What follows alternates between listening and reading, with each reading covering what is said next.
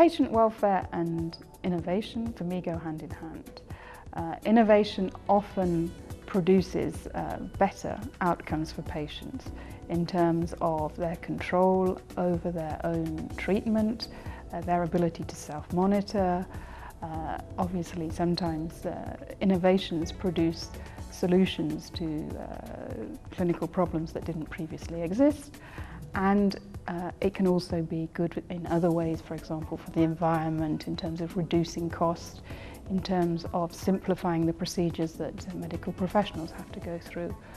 So innovation is not in contradiction with patient safety, but I think we do have to make sure that every innovation is subject to an appropriate assessment, that there is a commonality of view across the whole of the European Union as to the way in which that assessment is carried out, and that we continue to monitor downstream, post-market, to ensure that innovative medical devices, when they're brought to market, continue to perform to expectations in terms of safety, but also in terms of efficacy and effectiveness. SMEs form a large part of the medical technology industry, both for medical devices in general and particularly for in vitro diagnostics. And for whatever we do in the European Commission, we try to think small first. So we think of the impact of regulation on small and medium-sized companies. And this is true just as much for medical device regulation. So some of the things we're going to try to be doing with the recast should certainly benefit small businesses and medium-sized companies.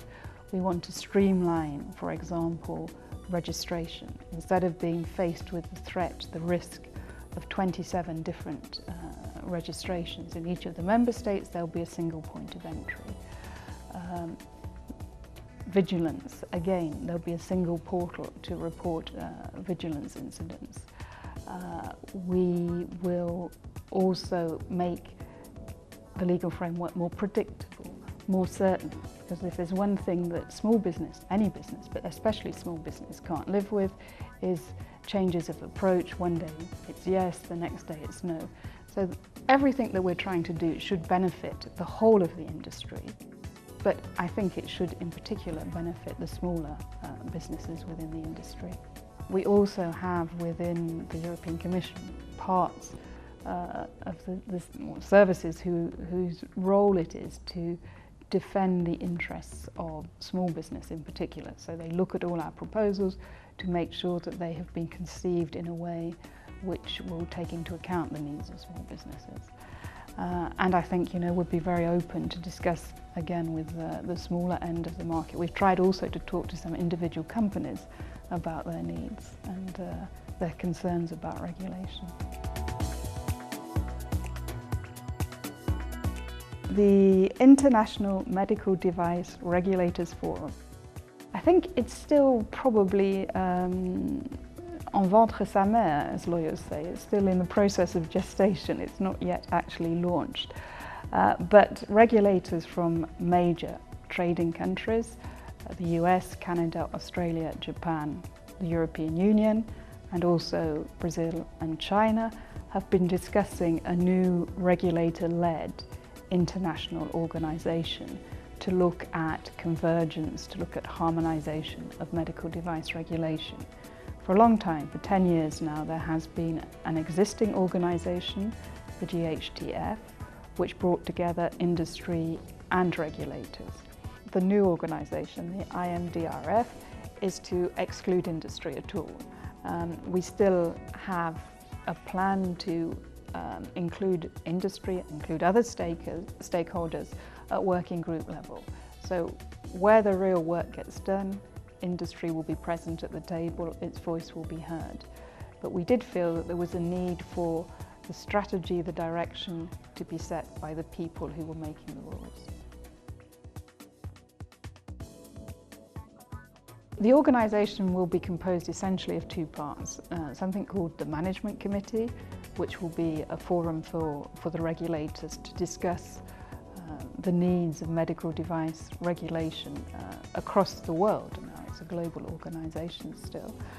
and then ad hoc working groups which will look at specific topics, specific work packages. The one we know already we will be taking forward is UDI, Unique Device Identifier work. So there has been some work that has gone on in the existing organisation, and we hope to carry that work forward and to put it into a place where it can be implemented in the new organisation.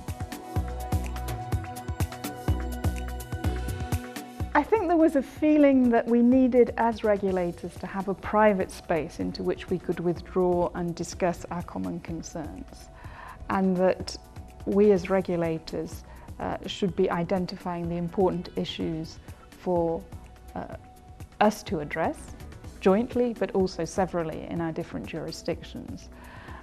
And so it's really the strategic direction that will be set by regulators. But as I say, when it comes to practical questions, moving towards new rules, for example, on traceability, how to deal with nanotechnology, all of those things we will be opening up, as has always been the case, to dialogue with industry.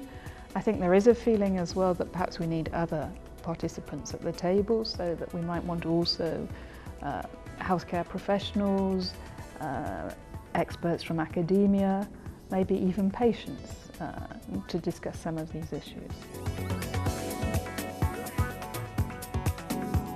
So the medtech industry, I think, will be crucial to the sustainability of our healthcare systems. We know that we face the demographic issue. We're also facing economic stringency, so that healthcare budgets are under pressure. I think the medical technology industry, medical devices have a big role to play, for example, because they enable remote monitoring, they enable self-monitoring, and one of the big areas of expenditure is hospitalization. If you can keep people with chronic conditions out of hospital, out of a situation where they have to be admitted with an acute problem, then that really helps your healthcare management and your healthcare budgets.